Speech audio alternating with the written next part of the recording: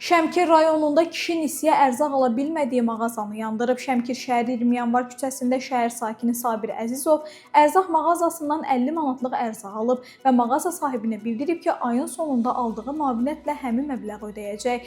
Ayın sonu o yenidən mağazaya gəlib və əlavə nisiyə ərzaq istəyib. Mağaza sahibi isə ona əlavə ərzaq verməyib. Bundan əsəbləşən Sabir Əzizov mağaza sahibindən qisas almaq qərarına gəlib. O gecə saatlarında spirtli qəbul edərək mağazanın qarşısına gəlib. Mağazanın şüşəsini sındıran Sabir içəri daxil olub. Orada vitrində olan spirtli içkiləri qıraraq yerə töküb, mağazaya od vurub və hadisə yerindən qaçıb. Nəticədə mağaza içərisində olan 46 min manatlıq məhsulla birlikdə yanıb. Əraziyə polis əməkdaşları gəliblər və araşdırmalara başlanılıb. Aparılan araşdırmalar zamanı hadisəni Sabir Əzizovun törətdiyi müəyyən edilib.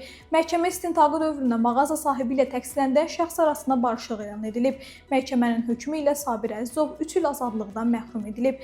Məhkəmə tərəflər arasındakı barışığı nəzərə alaraq 1 il sınaq müddəti təyin olunmaqla cəzanı şərti hesab edib.